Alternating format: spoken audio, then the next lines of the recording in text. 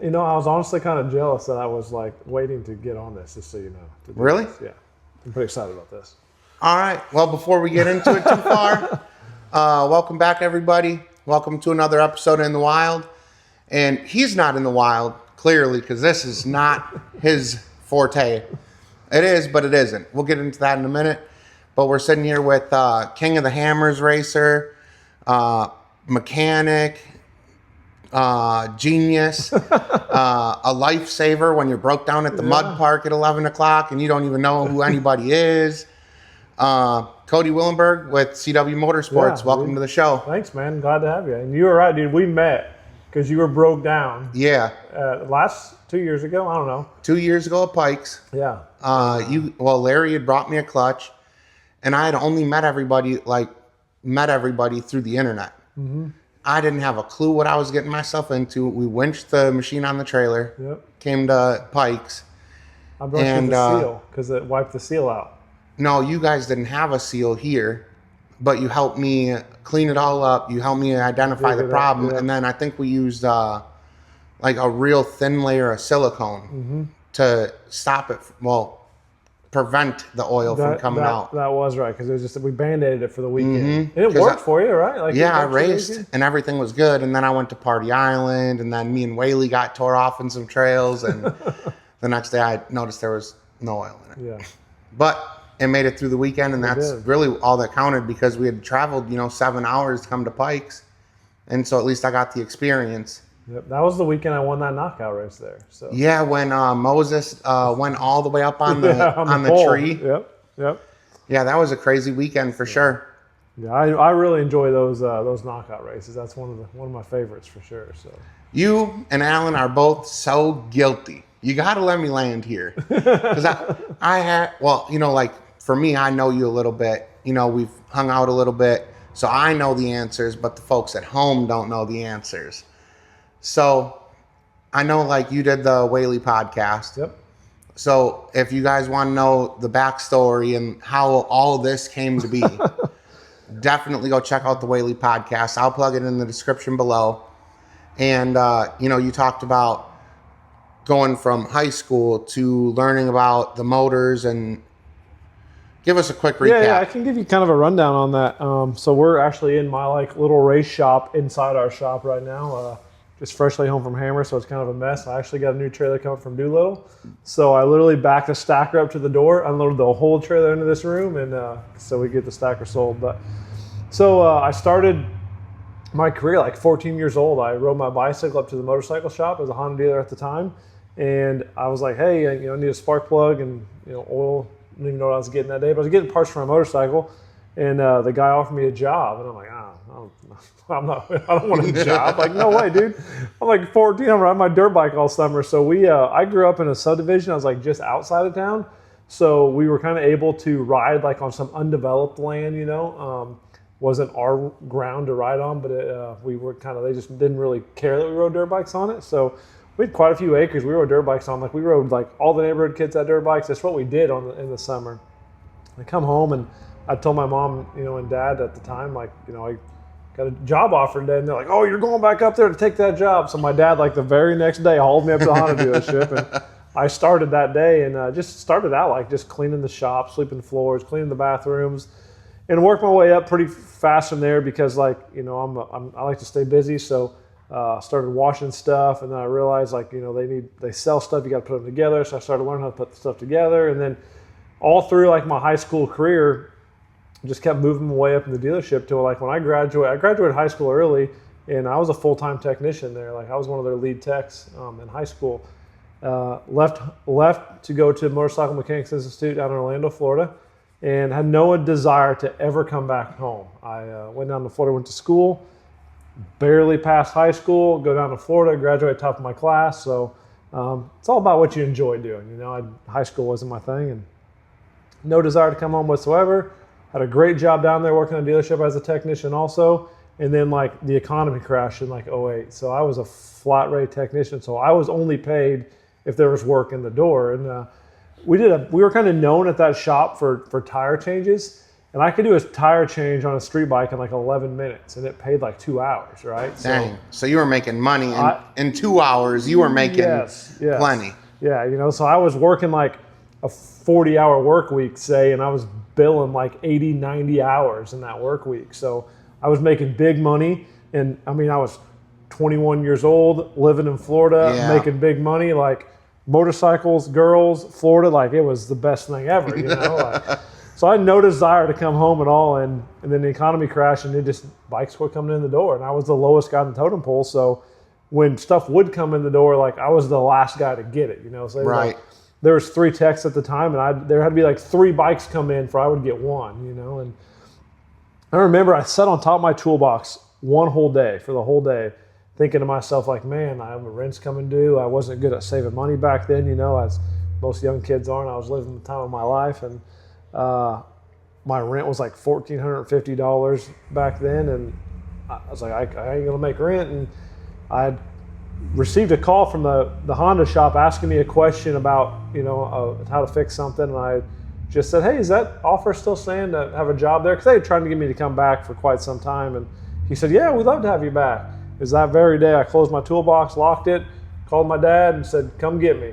I'm coming home. So came back home and worked at the Honda dealership for 5 years, I think, after I was back home. And again, I love my job, but I just always wanted more, you know. I wanted better for my life, and I didn't grow up very fortunate at all, and I knew that if I wanted to have kind of what I have, I had to put my head down and work hard and get there. And Honda dealership like 4 or 5 years, and I was doing some stuff at home in my mom's garage, and I just realized that like I either could stay at the Honda dealership as a technician, or I could take a leap of faith and you know, go out on my own. And at 22 years old, basically, I opened my own shop on the back streets of Effingham in a little small, like 2,000 square foot location. And fastly from there, went from like 1 employee to 4 employees into a 10,000 square foot building, and it was there for about 5 or 6 years.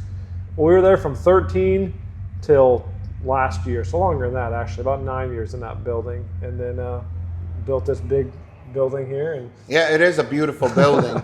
16,500 some square feet. When you look at it from the outside, it's like, I wonder what goes on in there. Yeah. You know, because you wouldn't picture, you know, first off, it's red. You know, and I know obviously everything is red and black or red and white, and that's your thing.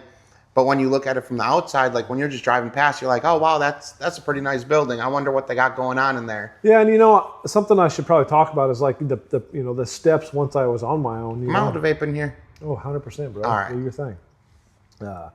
So once I went out on my own, you know, we were primarily a service shop. We did mainly service work, and from the service side, I started like buying crash machines, and I was like selling parts. I was like, oh, that was making some money. So I was like doing service work, and I was like parting out ATVs.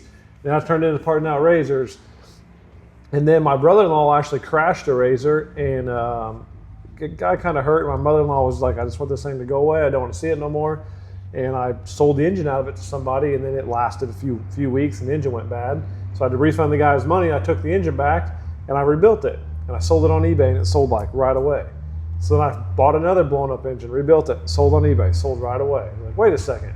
So I did like again and again and again. And then for a while, it was kind of like my side hustle, right? Like it was like I would work on stuff during the day, like general repair stuff, you know, local customers, and I'd build engines and we would sell them online. And it just got to the point that it was like we were doing more engine building and selling online than we were doing service work. And then about 2019, 2020, it's kind of when I decided that like I needed to focus on this because I feel like there's a huge niche in it. And we focused on the remanufactured side. And this whole building is set up and designed around, you know, remanufacturing. Yeah. You've been through the shop and kind of seen how state of the art it is back there. But and then we just focused on that and niched in, and now we sell 60 plus engines a week, ship shit all over the world. My whole thing about doing the In the Wild podcast is giving people their flowers. When you came up with this shop plan, it is so pristine. Like when Cole and I took the tour initially, I was just in awe, you know, because I'm not mechanically inclined at all. And I only can imagine the parts that come out of a motor. Well, then when you started explaining the process and seeing like it's a fluid motion from it coming in as a core all the way back out the door and shipping. Yeah. It's just a fluid motion, and everything is so neatly organized. Yep. And it's so clean.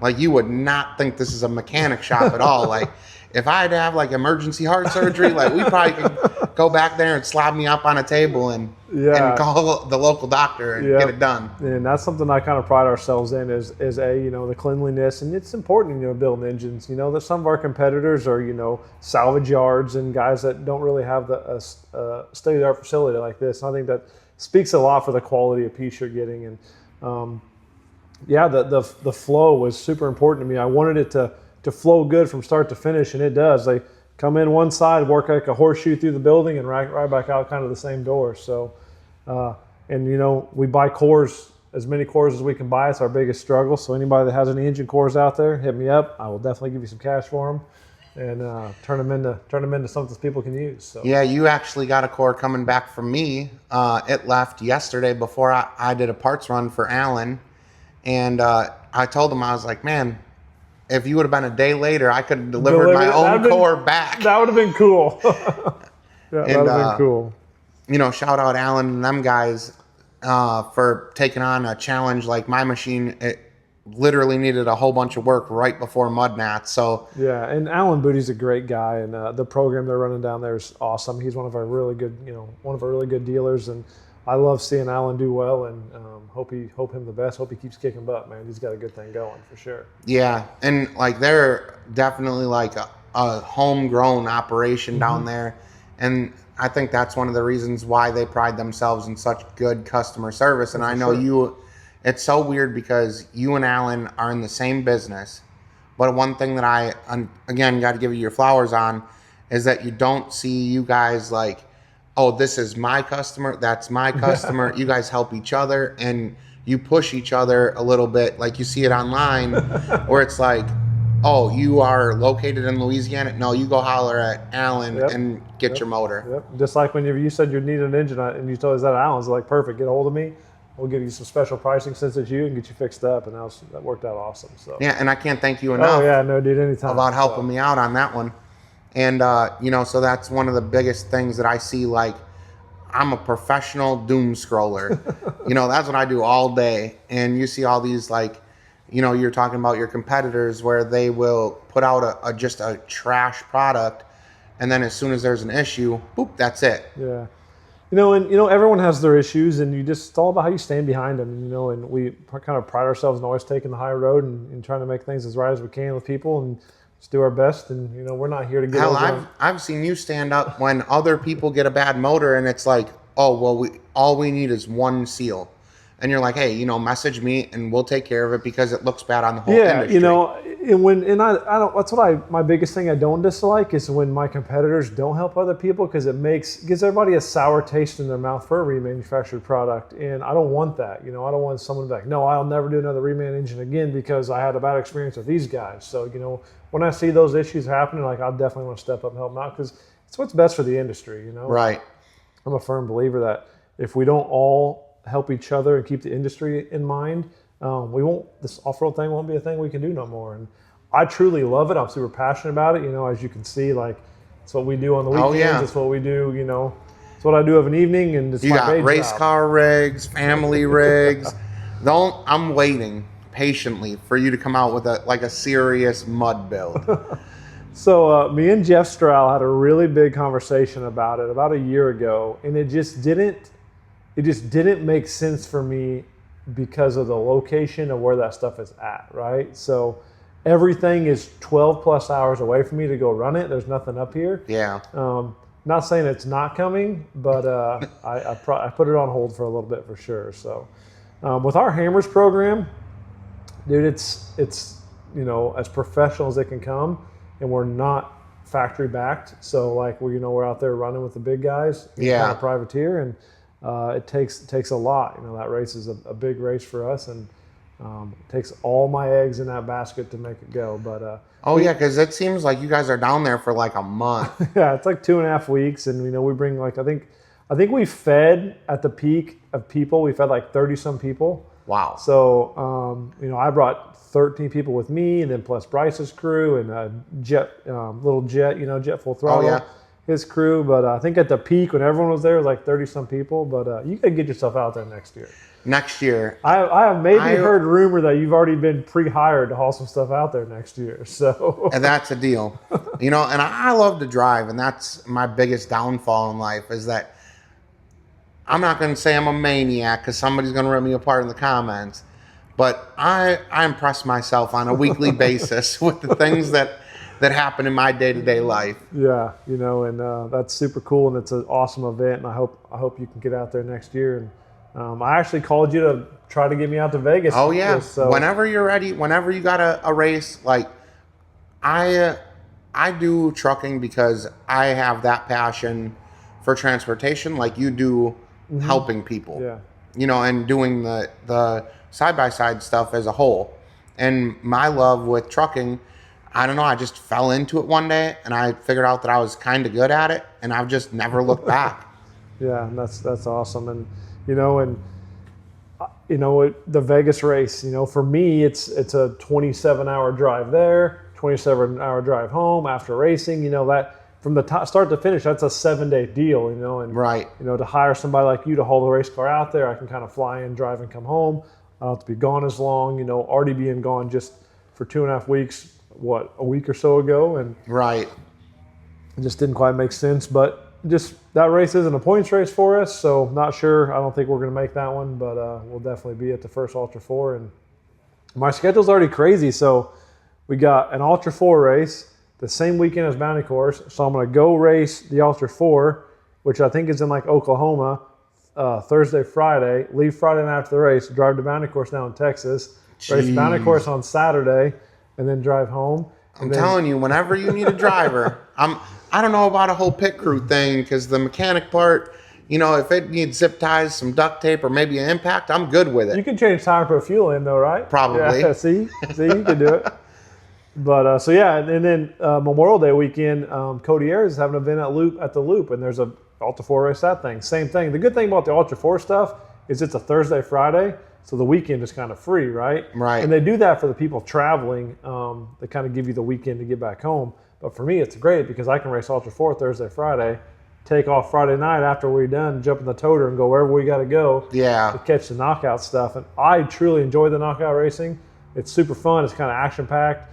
The desert racing stuff we do is so spread out and so distant, We did have the in-car live stuff going on this past. That was so dope. Yeah, that was cool. But other than that, you can't really see us. We're 200 miles out in the desert away from where we started from. Right. So. Yeah, I was trying to keep up with the in-car stuff, and shout out Elon because that Starlink came in handy. And it was super cool to see what goes on in the desert. And I always wondered what do these guys talk about for 5 hours when you're just whipping down this course? And I'm listening to you guys. You guys were cutting up a little bit. And then when your co-driver, he was like, left. No, right, left. And then you're like, come on, man. It was I can only imagine, when you're watching it in the car, it's all you see is dust and desert. And it's how do you know? And I assume they have probably geo markers or something. So how does that work? So we pre-run the course. That's why we're out there for so long, is the course comes out about a week and a half prior to the race. So we'll pre-run the course and we'll make notes on the course. And we'll make notes as far as where there's a big washout, or if there's a big boulder to the left of the main track, rock on the left, rock on the right, whatever. So if we're in the heavy dust, he can call it out and see it. We use red, yellow, green just because it's simple. Green means go. Nothing in your way, nothing coming up, go. Yellow is kind of like a checkup. Be cautious. You don't have to stop by any means, but just kind of be cautious. We're in an area that there could be kind of a gotcha, a big rock or a whole bunch of rocks or, some trees, whatever. And then red obviously is hey, it's a danger. There's a drop off, there's something that, So we use red, yellow, green, and then, lefts and rights. And so we figured out was so a couple times he's called shots wrong, right? And in the driver's seat at 80 mile an hour, when it gets called wrong, it's sketchy, really sketchy, right? Right. So he did it a couple times last year, and we kind of figured out this year what's happening is he's actually looking ahead at the next marker. So like he's calling a left, and then he's looking ahead like right and then left again. You know what I mean? So then we come up on the right.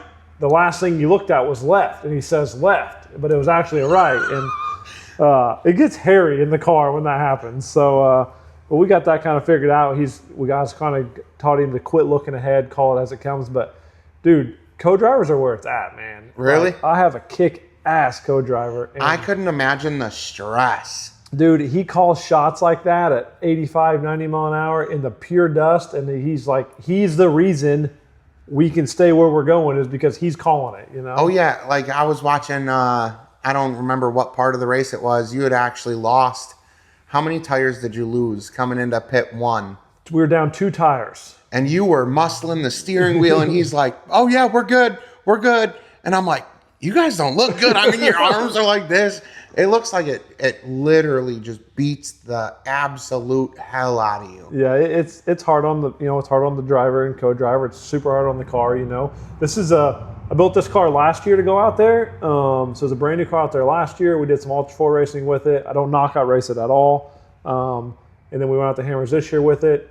It's still a very good race car, but for our caliber of racing at the level we're racing at, I'm gonna build a new car for next year to go out to California. So are you gonna knockout race with this one now? I'll finish the Ultra 4 stuff with this car this year, and then I'm gonna just make a financial decision. Am I gonna turn this car into my pre-runner, my knockout car, and sell off the pre-runner, or am I going to sell this one off, keep my pre-runner knockout car, and build a new race car? So I just got to put the numbers on it, you know. Yeah.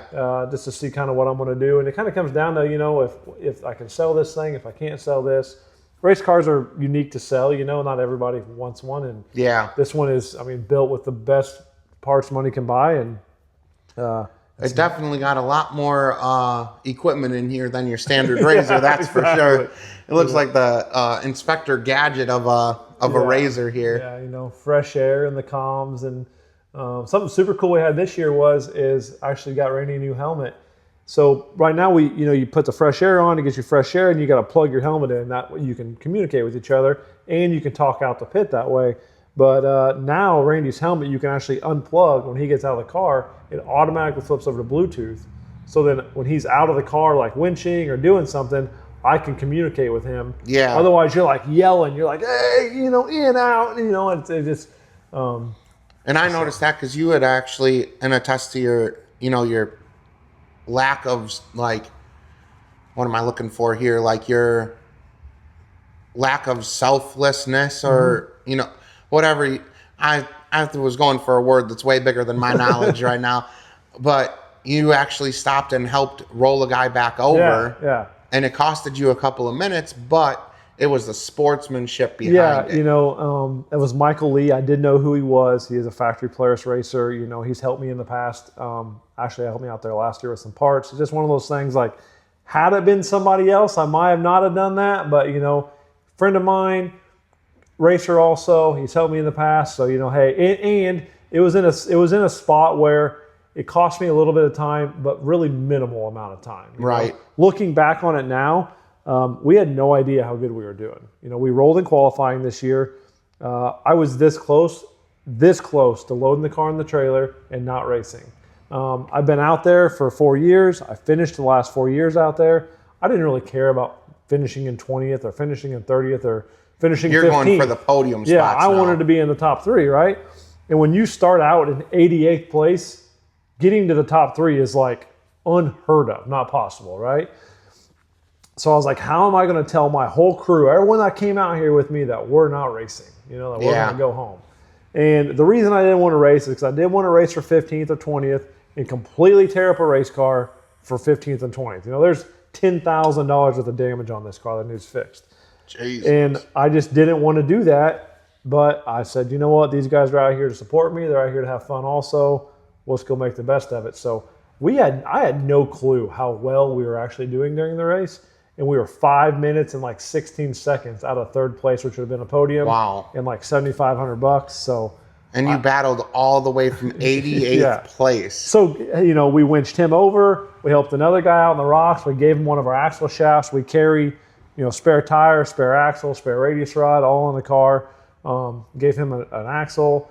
So between like those activities happening, we lost 5 minutes. Yeah. But it is what it is. It's just, that's racing, and hopefully the good karma comes back our way in the future if we ever need an issue. And but yeah, dude, co-drivers are, and something that's really good for me is we have hydro packs in here, so we both have like fresh water, and he's outside the car, winching, helping, doing whatever he's doing outside the car. Like, he gets in, I always got to remind him, like, hey, you need a drink. Yeah. I don't want him to get dehydrated over there on me. Right. And then he gets sick or something. Yes, exactly. Because you guys are going through the whoops at 80 and miles an hour. He's looking at a iPad screen, Yeah. Like, that makes people car sick looking at their phone sometimes and driving kind of swervy. But, like, yeah, he's a phenomenal co-driver for sure. So. Yeah, it was cool to see the in-car stuff this year. Like, I hope that's something that you keep up with. Yeah. It definitely set it apart a little bit from, like, I watched, not this last year, but the year before, and following along, like, on their helicopter cameras, and it's like, you're just so lost. Yeah. But being able to tune into you guys specifically to watch the race, that was super cool. Yeah, that was cool. Steve from Tire Spine kind of set that all up. He's kind of a techie guy, and we'll definitely be having that, from here on forward. So it's expensive equipment, about $4,000 and stuff to do that. But like you said, it kept everybody back home involved. Our views, I think Friday, whenever we were like driving home, I had counted Friday, we had over like 400,000 views across the three, between my personal page, the CW page, and Larry's page. You kind of added them all up. We had like over 400,000 hits. Dang. While we were out, kind of out there. And I'm sure since then it's even grown bigger. I don't know back and look at it. But, it's cool, and everyone's liked it, so we're going to keep doing it. It's tough. You got to watch what you say. Yeah. Watch about who you talk about. When the cute girl walks in front of the race car, you can't be like, oh, hey, look at her butt, dude. Oh, man. But, yeah, so I hope you get out the hammers next year. I really do. I really, I'm not a rocks guy at all. Not my thing. And I know everybody at home is sick of listening to me talk about it. But, the rocks isn't really my thing. But, being able to spectate an event like that, I think it would just be, top tier. You see all the videos on Facebook, and you're like, man, I really should go out there and at least check it out. Yeah. It's when they say it's a town in the middle of the desert, no joke, 100,000 people pack in the middle of a desert floor for 14 days. And yeah, I seen there was snow out there this year, and then it was followed by a flood, right? Mm-hmm. Yep. So I'm sure that's not fun. How's the weather out there that time of year? So it's high desert stuff. So it's 25 at night and 80 during the day, so you got to kind of prepare for both temperatures. And it's kind of weird. When you get up in the morning, it's cold, the sun comes up, it gets really hot, the sun goes down, it gets cold, so, you can be pre-running in a t-shirt and blue jeans and then get stuck out there and it gets freezing. You come home freezing cold. Dang. So, yeah. And it doesn't look like there's much room in here to pack an overnight bag. Yeah, no. So it's a cool event, and I keep saying every year, it's our last year, but we're finishing so well out there. I'll be going out there for years to come for sure. So that's pretty cool. So what led you to the obviously you were doing the servicing, and then you started doing the remanufacture stuff. So what brought you into actually racing?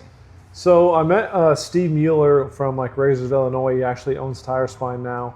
And he kind of introduced me to the whole UTV racing thing. So I was just racing my Razor 1000 XP I had at some local stuff, and started doing good with that. And I kind of started having fun with it, and actually bought an old race car that he had that he was retiring, and raced it for a few years. And then I sold it when I really started growing the business and we started getting really deep into the remanufactured side. I sold it to kind of focus on the business for a couple of years, and then actually went out to Hammers. It would have been in 21, I think, to watch him race. And I helped him out there for the just kind of crew chief and pitted for him. And then he built a brand new car to go out there and race the King of the Hammers with. And I bought his car the night of the after the race is over out there in California. Because I'm I'm doing this next year, So I bought his car, brought it back home. It sat for the whole year. We went back out there that next year. We finished, I think, like 30th or something my first year. Finished like 31st my second year. And then got a 13th. And then we got a ninth in overall and a 4th in class this past year. So that's crazy. Keep inching it up there, Keep inching it up. So there. hopefully next year you don't do a flop on the qualifying. So qualifying is always tough for me. So Cole's taking off. See you, buddy. Qualifying is always tough for me. I get super nervous during qualifying, and I don't know why. I really don't know why. And I qualify during power hour. So power hour is like who they think the fastest guys on the property are, right? So oh man, I got kind of put up there in the like who they think was the best guys out there and the most deserving to have the TV time and stuff. And that made me even more nervous. And the way they did it was like normally qualifying, just kind of pull up and go. Well, power hour, they made a big deal about it. So they pulled us all up and staged us, and the TVs come across, and just got me nervous. And we cut a tire going up over the Bronco arch. They ended up having a flat tire right out of the gate. Lost power steering, rolled it over, and started in 88th and drove that sucker all the way to 9th. I mean, that's crazy impressive that you literally started at the back of the pack and worked almost to a podium. Yeah, I think there's like 101 racers in total. And don't quote me on this, because these are like 100-ish racers in total. I think like 27 finished wow. of the 101, like actually finished. And we finished 9th overall and 4th in our class. Which should have locked us up. The final points hasn't come out, but from all the math that was already out there, if you add the points in now, should have got a 2nd place in the national championship. Dang. So, right behind Paul Wolf. So that's pretty cool, Yeah, and he's the guy that did the kickflip and the Can-Am, right? Yes. And he's close to here. He's in Illinois. Paul's a super good guy. Get along with him. We actually do some knockout racing stuff together, and it's always fun if we both show up because we know it's going to be a hell of a show for everybody. Oh yeah, I remember when his kickflip ordeal broke the internet. Yeah. And people went crazy over it. But the knockout racing, to me, is just, it's so attention grabbing from the first round all the way to the finals. Yeah, it is. You guys don't leave anything. You guys don't hold anything back. It's like, if we snap the frame in half, it was a good time for $500. Yeah. And I'm a firm believer that you need to put your money in suspension, not horsepower.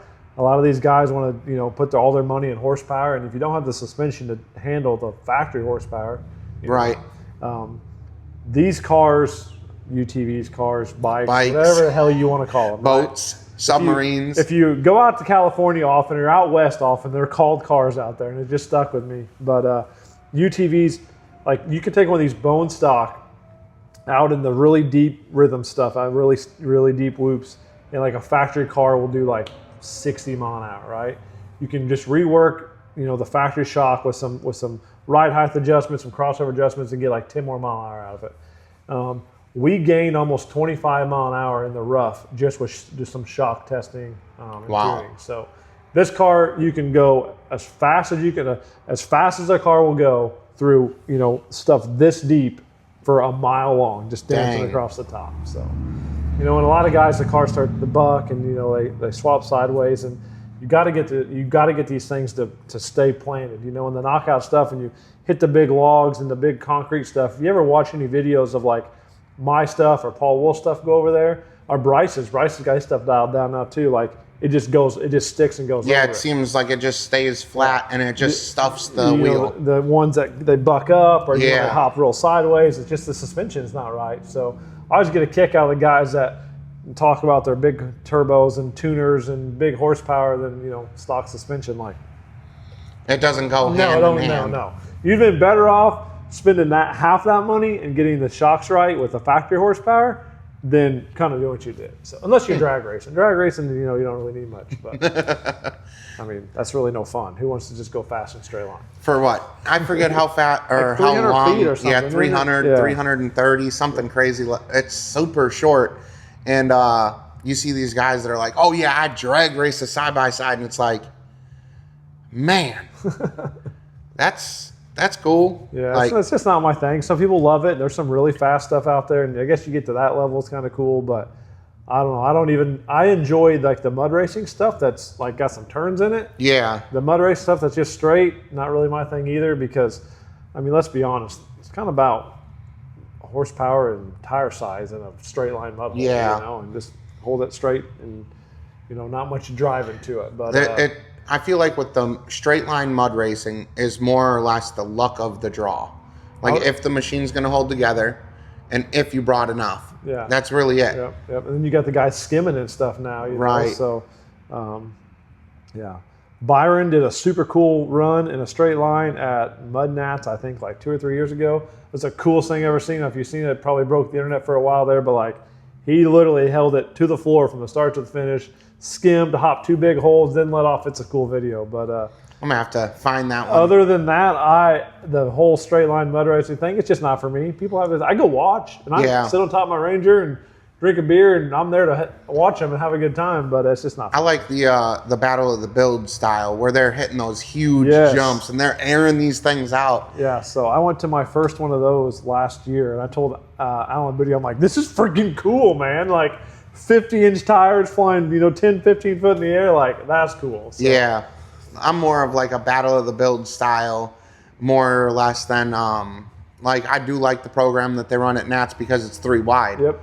But that's what's cool to me. It's not necessarily the straight line stuff or like at Paychecks where they have that huge pond looking thing and you got to navigate the pond. Yep. That's something that I like more than just the straight line, skim across the top and rip it to the end. Yep. So one other thing we talk about is tentatively date. I'm having an open house again this year, May 17th.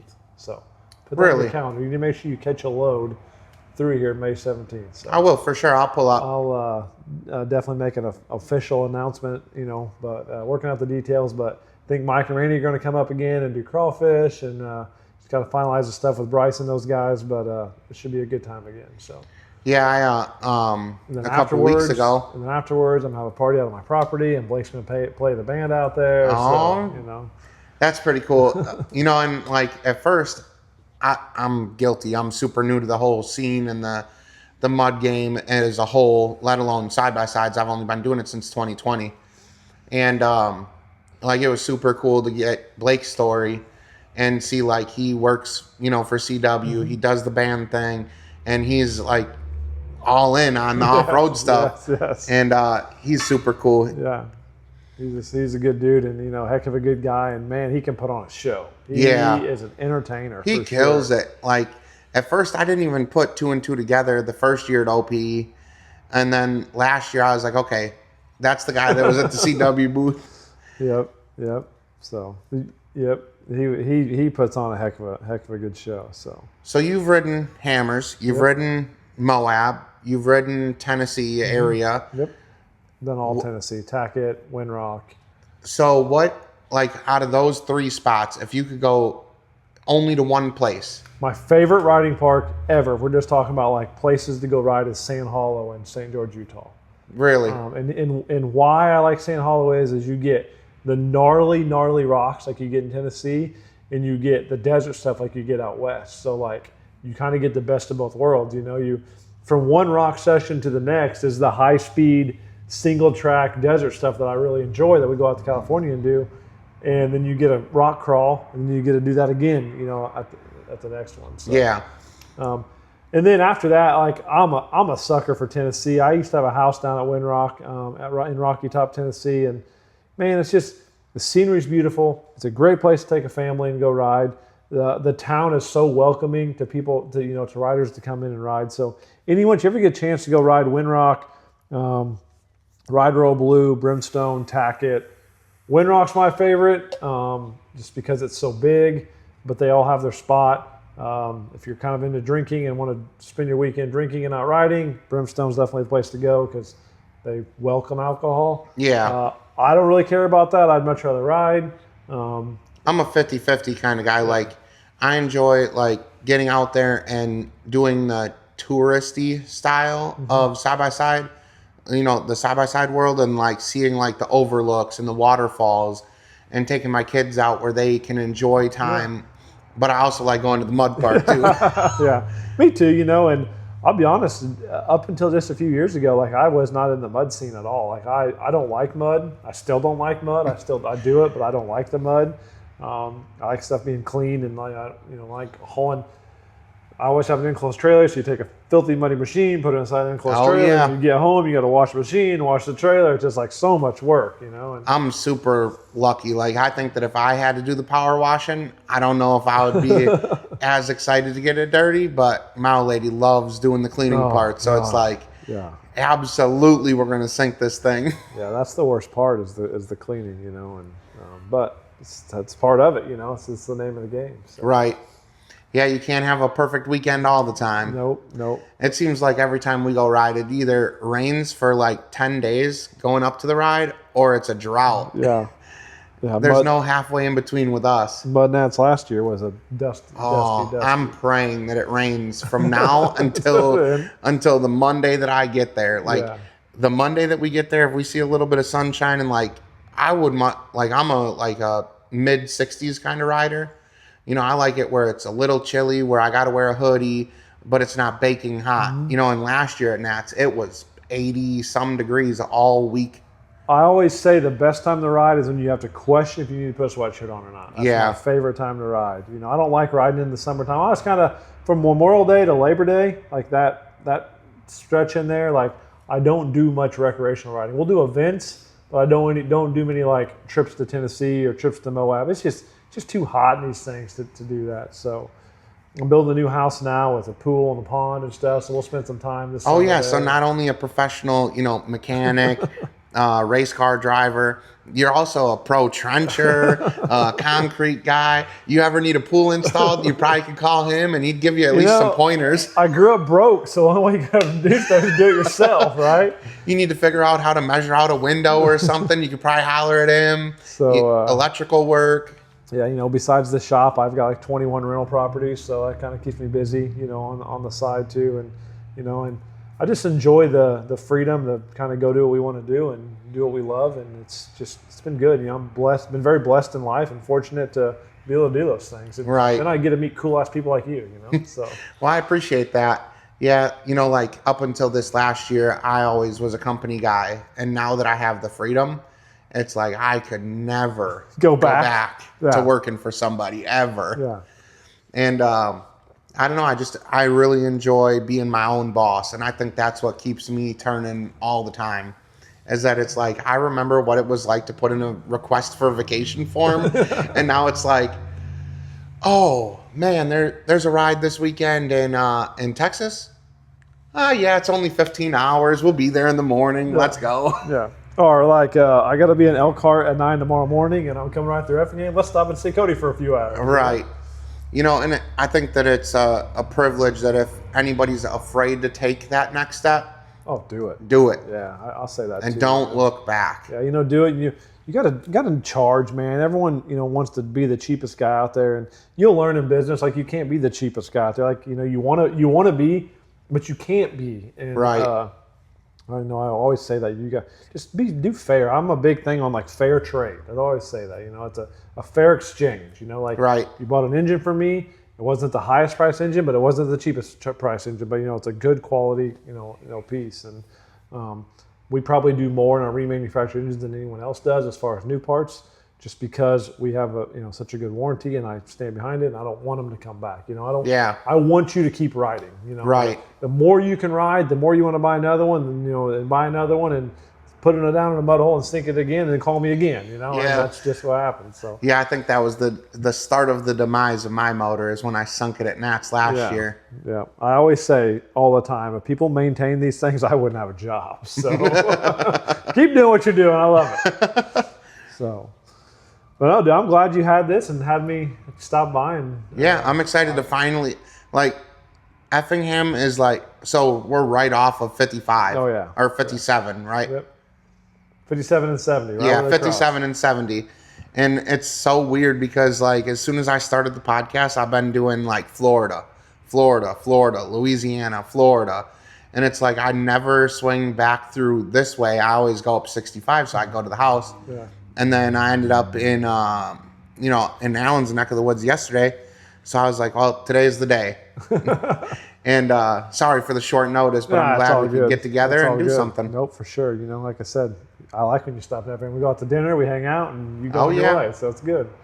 Yep, I'm excited for the 2025 season. I think this year is going to be a lot of fun. Yep, it's going to be good. I was already looking at the schedule earlier. I was talking to Larry today, actually. Like, stuff's already kind of filling up. Like I said, I'm double dipping some weekends already the way it is, and I'm going to try to get moved into my house, you know, soon. So, like, yeah, you've been working on that thing for a while, huh? Yeah, very. You know, when you're doing it all yourself or most of it yourself, it's a lot, and it's going to be nice, though. So. Yeah, I got a sneak peek of a couple of the pictures, and it looked killer. Maybe the next time you're out here, we can go over there and have a drink. So. All right. Stop by and crash to my place. So. For sure, I appreciate that. Yep. But I think the last question, because I know you got a brand new baby at home that probably needs some attention. But I think my last question is the growth in the sport.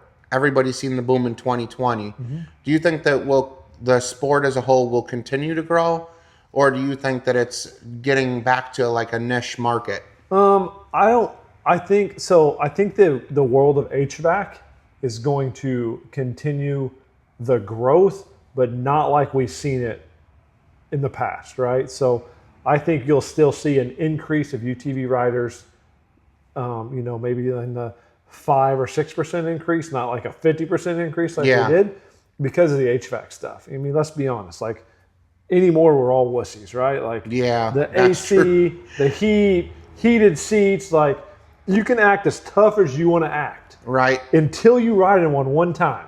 And then you're like, okay, this is cool, right? Like I was anti-Ranger guy. I was like, I'll never own a Ranger. I can do everything in my Razor that you can do in a Ranger. Like people are like, oh, I gotta have a Ranger to pick up sticks in my yard. Like, well, my Razor has a bed. I can pick up sticks. You know, like I can do everything you can do. Plus, I have 20 inches of suspension travel. And you know, so I was never a Ranger guy. We went out to Hammers for like the first year. It was cold out there, and you know we got Razors with heater kits, but like still it's cold. So I bought a Ranger Crew, HVAC Ranger Crew, and took it out there, and I like just fell in love with it, like on the heat side. And then you know over the year I had that, the AC side of it's just the same. You know, you get some of these events where it's 100 degrees, and jumping in a HVAC machine is just awesome. And you know, you're seeing it. You know, you like all the tough guys that say I don't need it. You know, blah blah blah. Like you know, Mike and Randy have an HVAC now. You know, Bryson Page have an HVAC now. You know, like and it seems to be like the new old wave because the HVACs have been around for a little bit. Yeah. But I feel like everybody was in the same boat as you. Like, oh, if I have to have heat or AC, like I just will tough it out, or I won't go. And now that we see so many of these HVACs being built with long travel you know, even the small tire setups like a 4-inch portal and a 35, you see the availability of the HVAC just getting greater and greater and greater. Yeah, you know, and right now most people have an HVAC as like a side machine, you know, like Billy Richard, he's got Razors and an HVAC. You know, I've got Razors and an HVAC. Yeah. You know, Mike and Randy, Razors and an HVAC. You know? So a lot of us have, you know, kind of both. And then there's some guys that, I know a guy in town here that's got a Razor 1000 and he's looking to go to an expedition and he's, you know, he can only have one machine, so he's going to make the change. And it like, the women like them more, the kids like them more. It's just more comfortable. You're out of the dust, you're out of the mud, you're out of the rain if it rains. And I think it's going to extend the amount of time we can ride. So it's going to extend our riding in the summer or make us ride more in the summer. It's going to extend our riding in the fall and into the winter because of the full cabs and heat. And I think you're going to see it become more and more adaptive on like a Razor 1000 XP. And I always said like the absolute killer ticket, and mark my words on this, is the first manufacturer to come out with a KRX 1000 that's HVAC'd, a Razor 1000 that's HVAC'd, and you know, like an X3 that's HVAC. You know, anything with 20 plus inches of travel and trailing arms with HVAC will just from the factory, not $100,000 later. Yes, from the factory, a factory more bait. You know, not a Pro R. You know, that's not. This isn't. This isn't a machine that needs HVAC, right? Right. You know, this is like the 400EX of the day. Okay, but you know, a Razor 1000 XP, just a non-turbo, fully enclosed cab, heat and air, dude, it's just gonna take the market. And if you do have an older machine that needs HVAC or air, and you don't want to make the switch to a Ranger or something, hit up Jeremy with Jeremy Asdale. Yeah, Yep. he's got a pretty cool kit. So you know he's already doing it. You know, Yeah. like, he's doing what I think needs The to industry come from needs. the factory. Yeah. And it's coming. I mark my words, it's coming. You know, the manufacturers are going to see the huge influx in the HVAC models, and they're going to see why. You know, okay, HVACs are selling now. Yeah. we need to put that on a sport model because that'll, you know, kind of bring that back to life. So Right. That would be super cool. yeah, and I've always said it, you know, like going down to Tennessee and doing the, you know, the touristy stuff in a machine that's more than capable of riding very well and smooth, and you're in a comfortable seat. You know, Rangers, the seats positions up high. It's more utility farmer stuff. Where the Razor, you're more comfortable sitting in the machine, and you just put more miles in on like a Razor than you can a Ranger. And you know, the suspension's better, the ride's better, there's more power there. So whatever manufacturer does it, you know, Can-Am, Polaris. I think whoever does it first is going to have a huge killing in the market. Yes, you know, the KRX would be a perfect machine, full enclosure and HVAC it. Now, the KRX is a bad platform for that because Kawasaki's HVAC model is like a totally different engine platform, where Polaris's engine model, the HVAC is still a 2-cylinder. It would go right in like a Razor frame. So I've always said I wanted to do this because I know I kind of know the engine thing and I know like what fits what. I want to take a North Star bottom end because you would need the North Star cases and crankshaft, put a Pro XP cylinder head and turbo on it, and the Polaris for the Pro XP, like 2-seater, has a really nice hard cab. And then HVAC, a Pro XP 2-seater, long travel. That would be pretty sick.